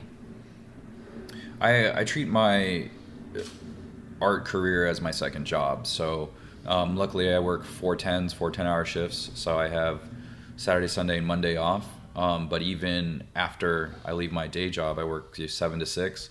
When I get home at 6:30, I eat, and then I draw for the rest of the night. So I really like to time manage. So it's okay, well, on these days I have X amount of time to draw. So Monday through Friday is my job for art as well. So I do pages. Monday through Friday, it's just pages. And then on the weekends, that's when I have time for the fun stuff. It's, these are my days off. I can draw whatever I want. I love drawing pages so much, though, that I end up drawing pages still. But yeah, so it's all about managing your time. And so for me, I really do like to treat it like it is my other job, because I would say I spend just as many hours drawing as I do working a day job. Okay. Well, I work, as I said before, I work in a preschool, and I'm lucky enough that I only work 5 to 6 hours at that job, and after that I can go to a coffee shop or come home and work on some writing, because it's really working 2 completely different muscles. It's not like I have to sit at a desk all day and then come home and sit at a desk and write. I'm during the day I'm up and running around and chasing those kids. So then sitting down is kind of a nice change of pace. And the way that I work is I usually will write a first draft in a notebook or a journal or something like that, and then transfer it onto the computer. So that way, once I'm on the computer, then it's kind of like a second draft, and then I start like kind of cleaning it up, and then you can print it out, and then I work on a third draft. I'm a real draft purist in that way, and so that's a little bit how I work. For me, I found the closer that I get my day job to being artistic endeavor, the better it works for my art. I used to run an art store. I used to be the store manager of an art store on a college campus in their art department. So that was a weird time for me, because kids would come in and teachers asking how to best complete their art project, right? So I'm helping other people finish their art, but it was still taking time away from mine. So at a certain point, I had to realize that like I can't give my time to anyone else's art anymore. I have to focus on mine. And so I decided to kind of jump from being on anything corporate and have all my time and energy be devoted to comic book art. So doing that, I had to make a lot of sacrifices. I don't drive anymore. For the first 3 years of me doing art full time, didn't have a TV. I was like, I can't focus on that type of thing. Just bought a TV, like for my birthday. Yeah, there you go. So it's stuff like that I had to sacrifice for the art. But during that time, it was like going through the fire. I was like, man, like I'm doing without, but my art, I felt inspired during that time, because that's what I had to rely on. And then people started to notice that, and then I started to get like artistic opportunities coming towards me that would help monetarily. And now I actually I'm an art teacher at a few different schools around San Diego, and I teach specifically comic book art. So cool. That kind of, and that was something that just came about out of nowhere. That was definitely more like the universe kind of making a way for me. I'll definitely admit that. So, which is super cool, by the way. Like I wish there were classes when we were growing up. Oh, I'm jealous of them. I'm jealous of my students. Yeah. I took a few lessons from you. I think I was probably one of your worst students. You paid attention, so I miss you, man. So yeah, it was very, very fortunate. People started to know me in certain circles as a comic guy, and then those opportunities to teach the kids came about, and teaching has helped my art. I mean, I know all of us, we have things in our art that we do on automatic. Literally, it's just like, I throw this line down a certain way, I don't even have to think about it. But having to teach a student from scratch that meant that I had to have like more active control over what I do. Like I had to know what I was doing and why you're doing it. Yeah, why I'm doing it. So that definitely, I didn't realize I would get something from them. I knew I was giving them something and they should be happy that I'm there. But then kind of humbled me again, knowing that I got that from them. I got a better degree of control on my art. So yeah, I feel like, trying to align yourself, what you do. I think that's how we all do it. Either you align what you do as your day job to your art, or you consider your day job as a support for your art. Both are extremely valid, and you have to put yourself in that mentality. A lot of it's just discipline too. If you're hungry for this, if you have that story inside of you that you really want to tell, and you want to make it in this industry, you're gonna find the time. You're gonna make that a priority, and that's really on you to figure out what the best way is to do that for yourself. Yeah. Cool. I got one more question before we get to the Thunder Round. Thunder. Ooh, are we gonna be Thunder buddies? What piece of advice do you have for aspiring creatives who want to go the independent creator route that you guys have gone on? Do the work. Actually sit there and do the work, you know. Don't say you want to make comics and then not make comics. No one's stopping you from making comics except for yourself. So if it's something you actually want to do it. Make your own books. I mean, if you don't have the money and you start learning different aspects of creating comics. Like, for instance, when I started, I just knew how to draw comics. And then I realized that I didn't want to rely on inker, so I had to learn how to ink myself. And then to save money, I didn't hire someone to do the color flats. I learned how to color flat on YouTube. And so it's just learning other parts of the process and you know, getting in there, doing the work. And that's what you have to do. I learned how to letter off of YouTube. You know, YouTube is your friend. So if you don't know how to do something, you can figure it out there. But yeah, just if you want to make comics, make comics. I think for me, the best piece of advice I ever heard was the only thing better than perfect is finished.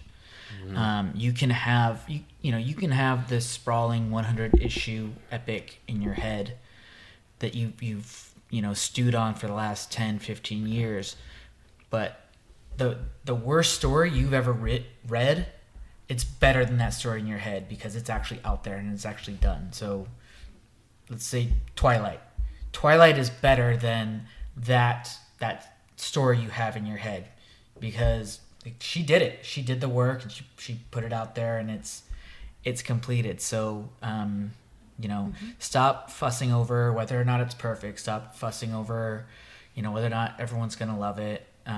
Sit there, make it, and then learn from those mistakes. Absolutely. Read it and look at what you don't like and then fix it next time. Yeah, the question I get a lot from my students is like, how do you get better at drawing? And I have to tell them, by drawing. Like, I'm not being facetious or giving an attitude. This is the reality of it. The only way to get better at drawing is to draw all the time, every day. A lot of times artists focus on the lofty ideals and the expression that they're trying to convey, but there's a physical component to it. You have to physically learn how to draw, and that feeling of drawing 5 hours, then 8 hours, then 10 hours plus. You have to get used to it. There's no other way. If there's so much time in a day, a day is 24 hours. You work.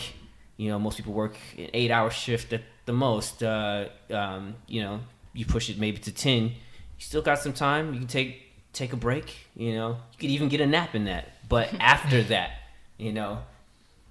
put some lines down.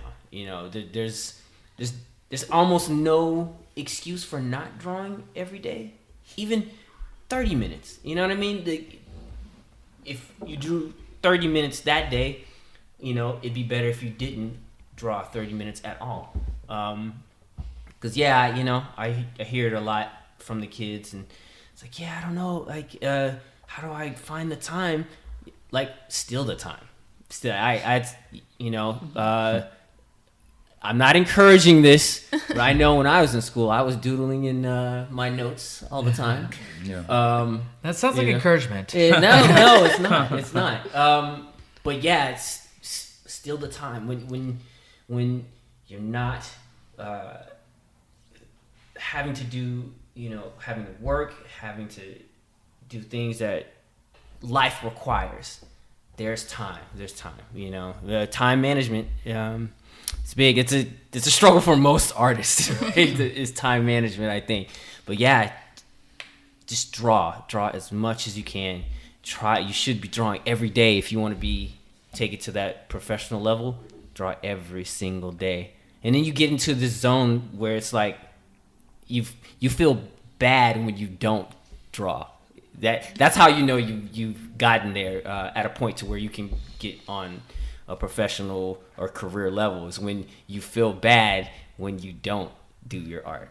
So Another thing I'd say is people. I mean, surround yourself with people that challenge you and inspire you. I mean, that's the whole reason that we created this group, was because when we all met, we all at our tables were talking about our struggles and how difficult it is to find balance in the industry. And so when we all like came together, we very much strengthened each other. I've never improved more in my work than I have being with these guys and learning from them and getting together with them every week and saying like, hey, I'm having trouble with this. Can you help me? Hey, I want to look at that. That looks awesome. Here's some pointers.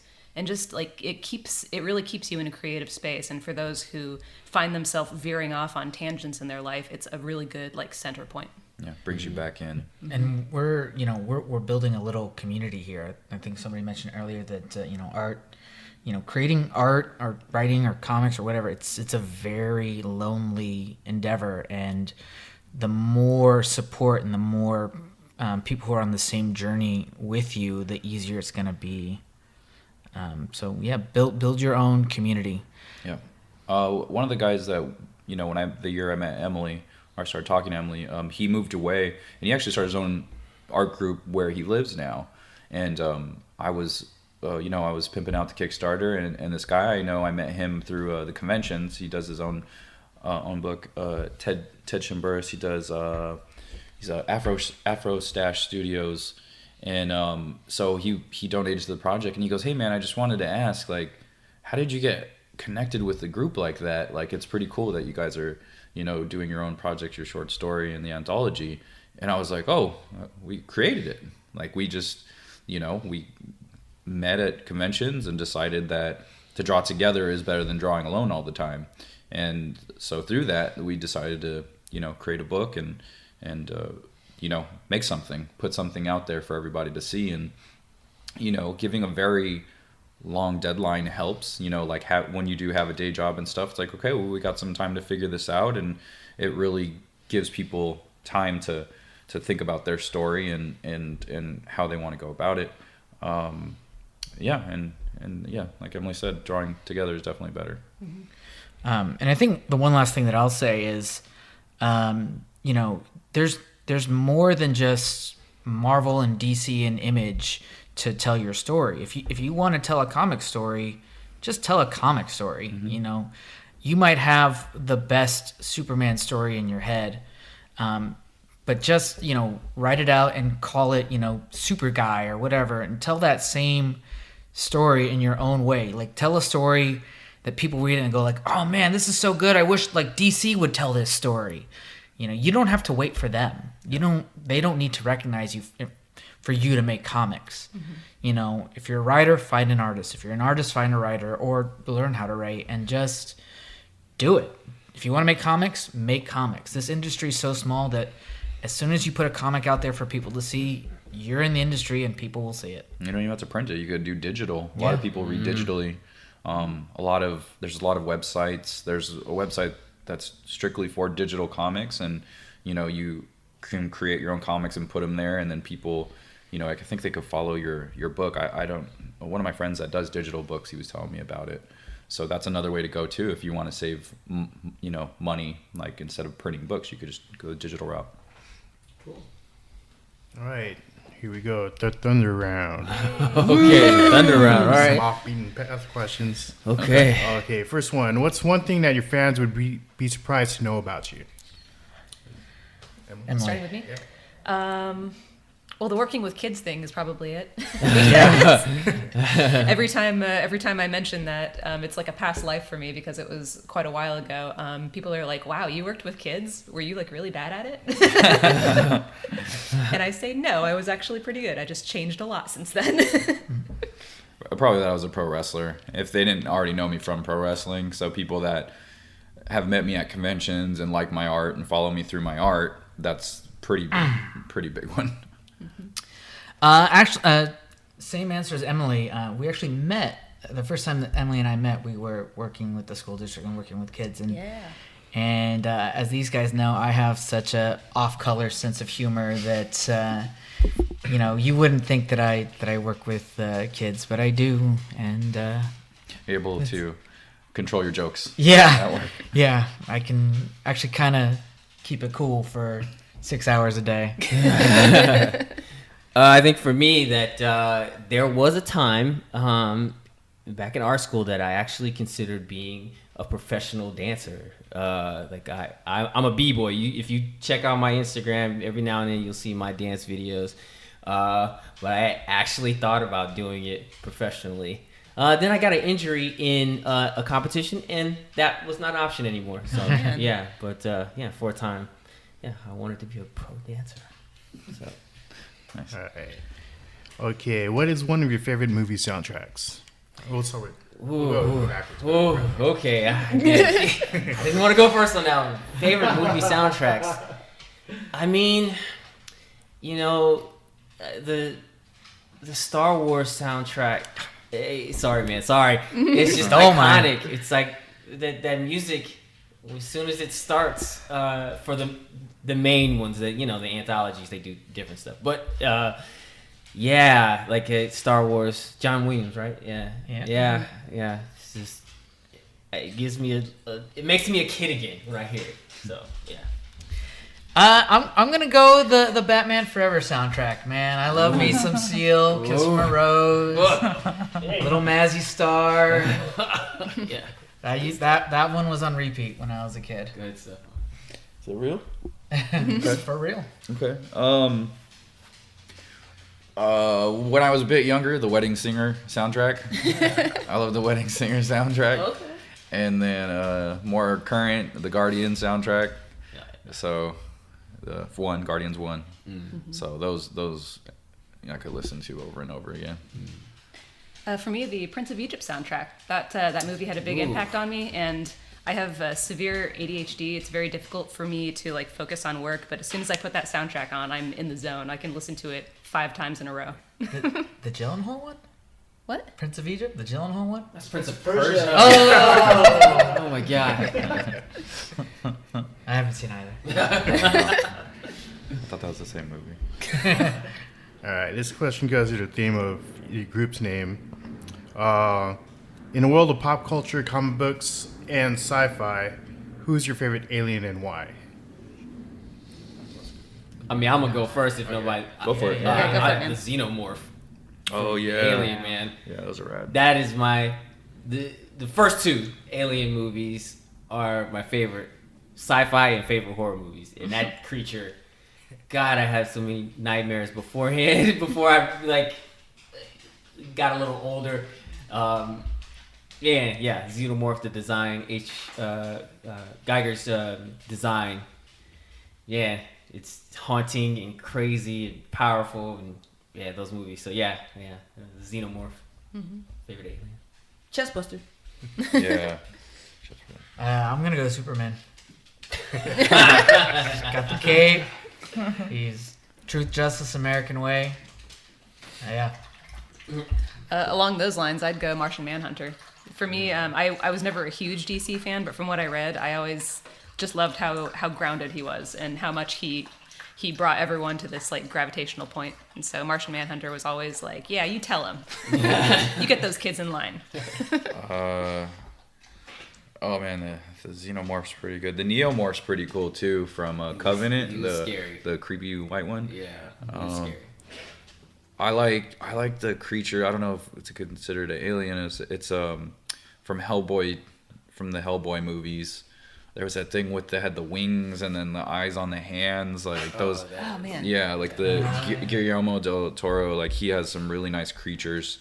So anything that guy's putting out, it's different. Horror creatures, the Xenomorph that's probably the win. But just whatever type of creature. I like Guillermo del Toro's stuff. Cool. All right, next question. If you could have dinner with anyone dead or alive, who would it be and where would you eat at? Oh, that's kind of cool. Okay, let's see. Someone else take this. Anyone go For me, first. I'd say Jim Henson. Jim Henson has always been a hero of mine. I always loved his creative spirit, and I just, when he died, I was a kid. I don't even think I knew about it right away because we didn't have a whole lot of TV channels. But just looking back on his life and the struggles he went through, and just like having a huge body of his work to look at, like, God, I would just love to sit down with him for hours and talk about the creative process and just like physically building things. Did you say dead or alive? Yeah, dead or alive. Oh, okay. Or where would you have dinner with Jim Henson? Where would you at? go? eat? Yeah, Oh, gee. Where would you eat? Let's see. That's probably say Mexican food. What's your favorite one here in San Diego? Oh God, that's hard. There's a chain called Los Primos that I really like, but there's a place that's always sticks in my heart in Poway. It's a yellow brick building. It used to be called Iberto's for years and years, and now it's called Oscar's. Food tastes the same though, and it's 24 hours. You can go get carne asada fries at 3 a.m. and You wouldn't get frog legs with them? For some bacon. Anybody else want? I You can got go mine. first. I got mine. Okay, so you know what?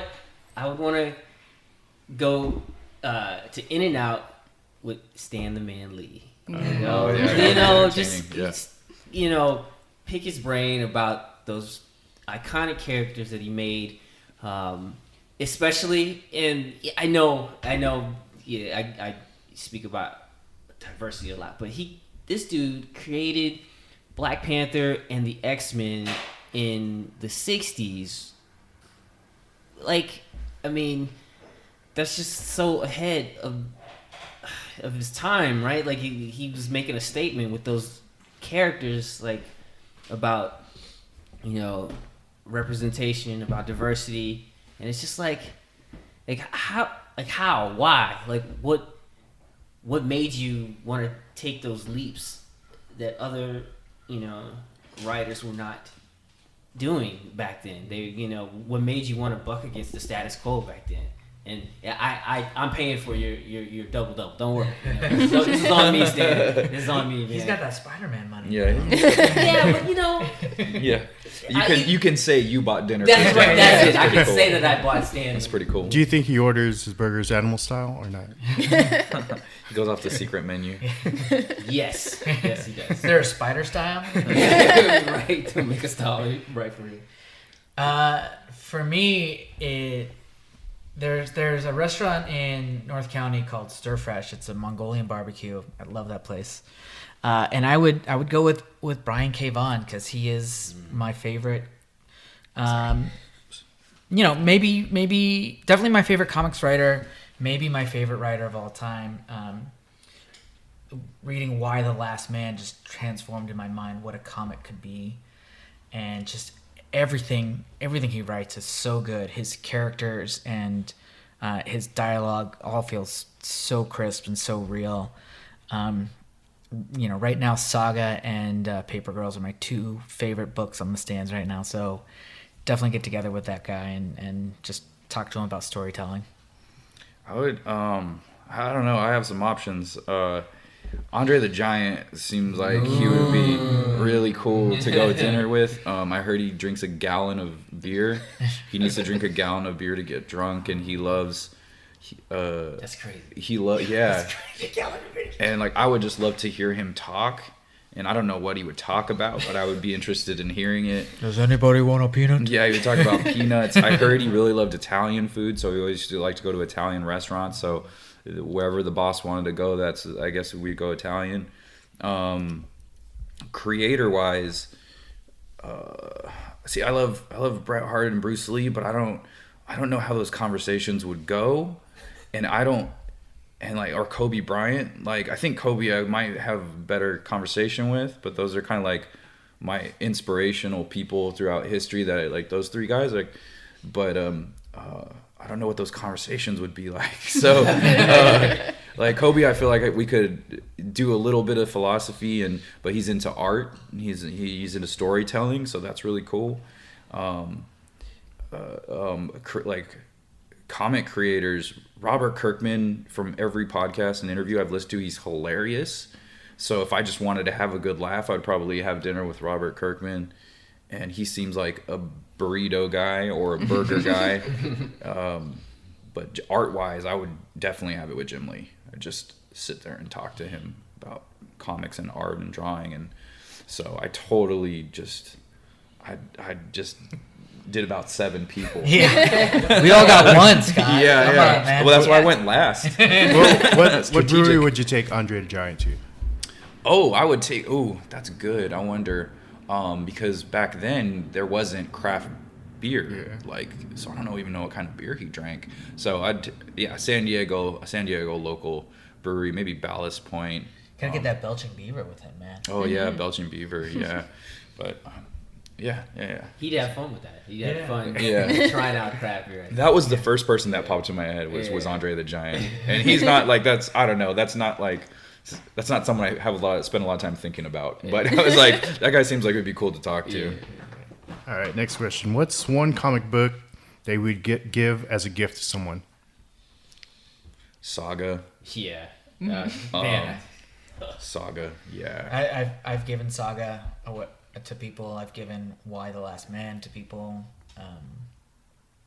Ultimate Spider-Man is another one where it's like people have said, "Oh man, I'm so sick of Marvel and what they're doing and everything they've done with Peter," and I just give them that original Bendis and Bagley book and like, here, it's self-contained. It's a lot of fun and yeah.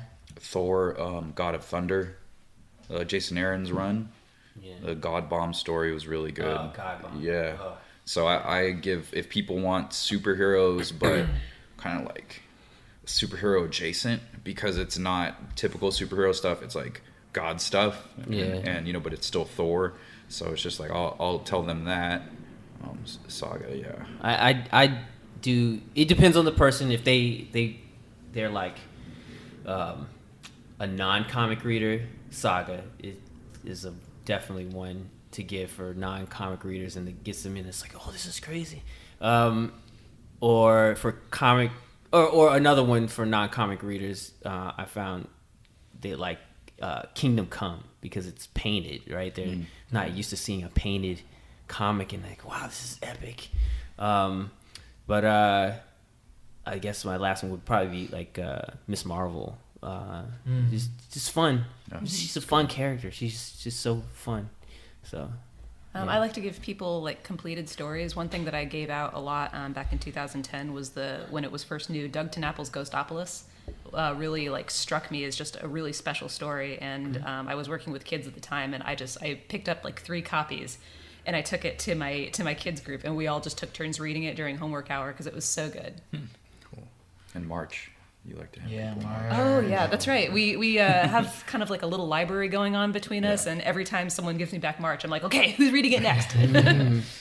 Civil War is one that I've given out to quite a few people before the Captain America movie came out, and everyone, whether they were a comic fan or not, they really seemed to get something out of it. A story I really like that was hit and miss was We 3. Have you ever read We 3? Oh, I've been trying to track it down, actually. I have it. I'll let you borrow it. But it's really good. You'll give it to me as a gift. You heard it on podcast. He's going to Travis. Yeah, that's really good. But it's like, because it has to do with animals and stuff. So I gave it to a couple of my friends that love animals and comics. And they did not like it. That's the one with the mech cat and the mech dog. The mech animals, the rabbit. Yeah. It's really good. You gotta let them know. That's right. It can get heavy. So. I'm an animal guy. So. Yeah, I loved it. It's a good story. I feel like if I can get through Pride of Baghdad, I could probably get through that. Oh, yeah. All right. See, you are leading a trip to Mars. What 4 other people would you bring with you? Real or fictional? Yeah. Yeah, can it be fictional? Like, It's up to you. Okay. Cool. Matt Damon, so you could like poke him and say like, hey, do the thing. Say hello to your mother for me, okay? Let's see. I would bring. I'm gonna keep it fictional. I'd bring Tony Stark. I would bring. Let's see. Who else? Shuri. Yeah, I'm gonna bring all the. Thanks. I'm gonna take that. I'm gonna bring all the smart people. Shuri. Make it too fictional, too real. Too fictional, too real. Too fictional, too real.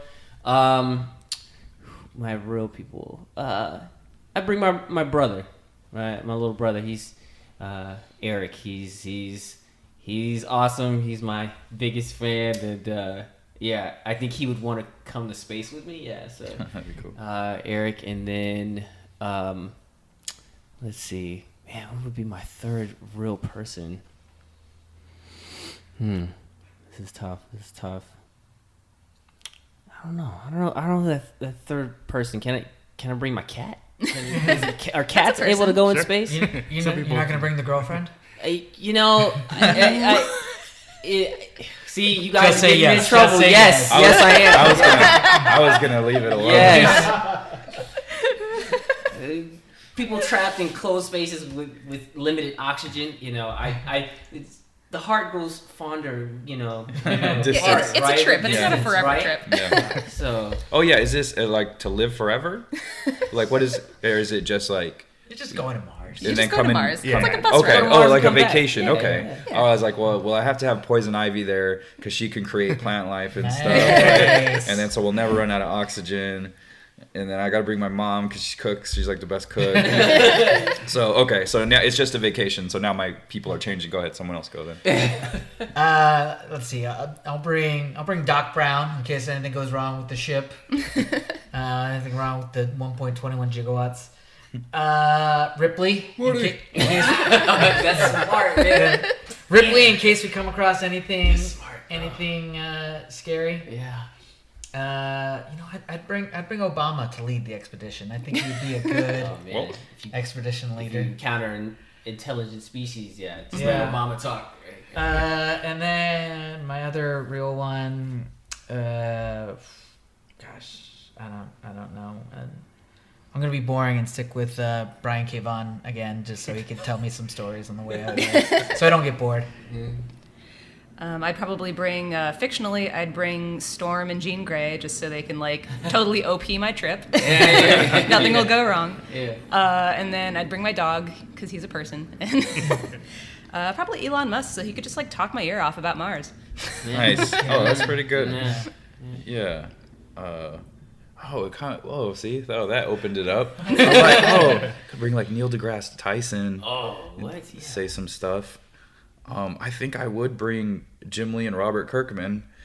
I'll stick with that, and then fictional.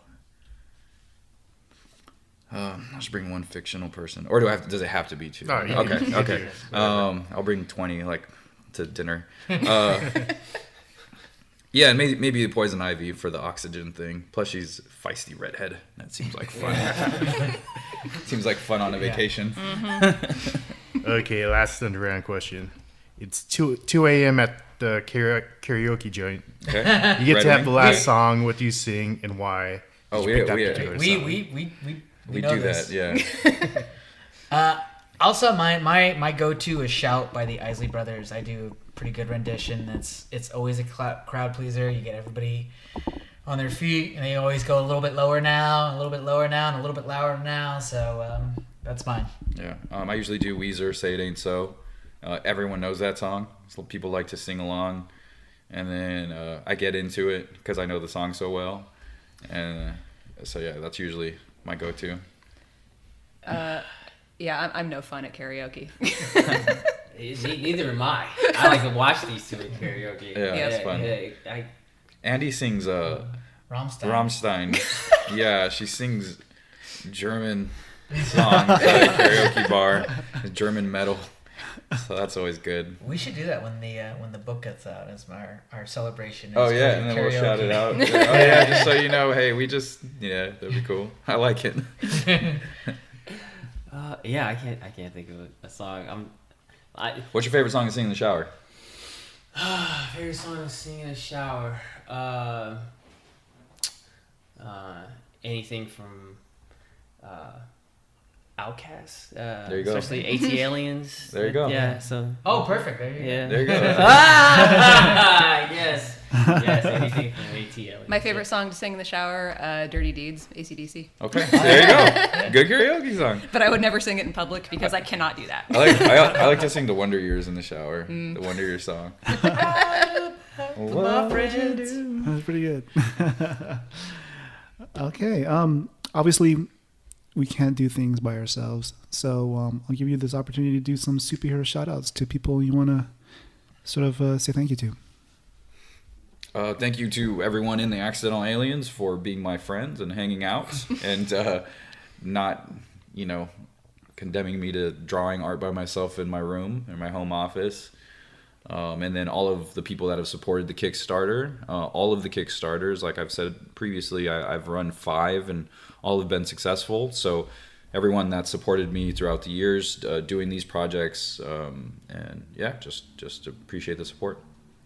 Definitely want to give a shout out to our backers for Kickstarter. People are feeling us. Like it's overwhelming a little bit. Also, family definitely. They're always in my corner, especially my little brother Eric. He's all in on seeing his big brother be a comic book artist. So that's what's up. And then my girlfriend Bia, she's wanting me to succeed. She wants me to make it, and I really appreciate her and love her for it. So yeah. Anybody who has bought a comic of mine, anybody who's or the anthology or Cherub, thank you. I appreciate it. I couldn't do it without you. My mom and my dad, especially my mom, who's really given me a lot of support over the years, and my sister, who she's always supported what I do, even though she doesn't quite understand it. She doesn't quite understand comics, but she's always helped me out. And I got a really good friend named Sarah, who's always helped me out. So those are my shout outs. I'd really like to thank the people at Comic Fest for just supporting local artists and really treating us the way that we felt we weren't being treated by larger cons. They really wanted to take it down to basics and bring in good, talented people, and give them the chance to prove their worth and to prove that they can show up and be at their tables and be pros. And they're what started this whole thing. Without Comic Fest, we wouldn't be a group. And of course, shout out to all of our backers. And these guys are my support system. Everyone in the Aliens has just really rocketed me forward in what I want to do. No. Oh, and lastly, Villainous Lair. Rest in peace. Yeah, they were our home base for the last couple of years. It was such a great community. The owners, all of the workers, the staff, Chris, Rob, Josh. They would see us every week. They knew us all by name. They welcomed us in. They would always support our projects. They always pick up Second Shift, Cherub, Accidental Aliens, whatever book we had. They would pick them up and sell them in the store and highlight them. And they actually would have us on free comic book day, Art on Adams, Small Business Day, stuff like that. Any of those, they supported us and they were there. So we're really bummed that they're gone, but it will always be our first home. And so yeah, shout out to those guys. Mm-hmm. And to anyone who supports local shops. Yeah. Before hopping on the easy choice online. For people who just really want to support their local shops and their local artists. Cool. I guess we'll start wrapping up the show. But before we do that, you want to go ahead and sort of rep your personal projects and where people can find you online. Emily. Oh yeah, my Instagram handle is Color by Emmy. Instagram, Twitter, Facebook, it's all Color by Emmy, and it's all the same posts. So Instagram is really my favorite place to post. And that's where you'll see just all my updates and lots of pictures of my dog, and and this month just lots of updates about the Kickstarter. Website. Oh yeah, my website is colorbyemmy.com. And my stuff is at Scott Lost, SCOTTLOST, on Twitter and Instagram, Facebook.com/Scott Lost. The website is accidentalaliens.com. You can pick up our anthology there, limited, and the Second Shift, which is my main story, my serial that I'm doing, and the Wanderers, of course, is in the Aliens anthology. And so yeah, those are the couple of projects I'm doing, and you could find the most recent issue that I just finished of the Second Shift, issue 7. You could hit me up if you're into that. My Twitter and Instagram are at Rivas Travis, RIVAS Travis. Website is accidentalaliens.com. There you'll find a link to my Etsy store so you can pick up the Zero and the first issue of Unstoppable Cherub, or you can just go to Etsy and search Unstoppable Cherub, and that's me. You can find me at Pen Paper Flavor on Instagram, and have a art page on Facebook. Also have a Patreon, so patreon.com/penpaperflavor. And in the coming months, it's going to be mostly Sword Saga.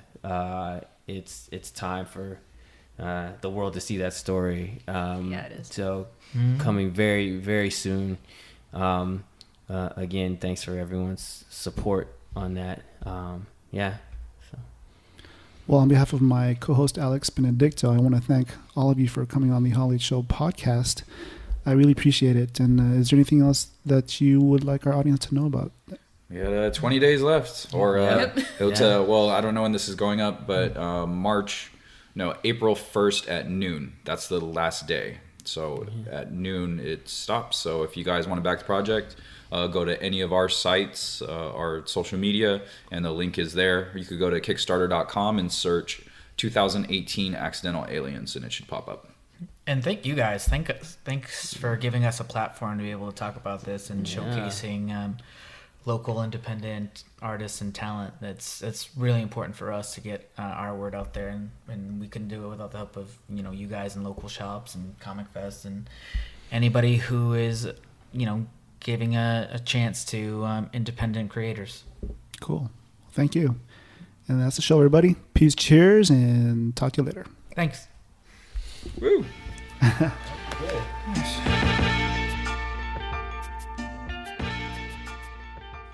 Thanks again for listening to this episode.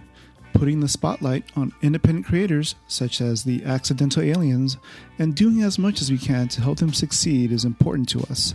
So please make sure to check out the Accidental Aliens Kickstarter campaign. You have until April 1st, 2018 to help make sure that they have the resources needed to maximize the promotion of their anthology at comic book conventions this year. Aside from iTunes, Google Play, Stitcher, and TuneIn, the Hall H Show is also on Spotify, so there is no excuse to not be a subscriber to our show. In fact, do Google search for the voice of independent creators, and please give us a review on iTunes. Peace, cheers, and make sure you go to Artist Alley at all the conventions you go to this year.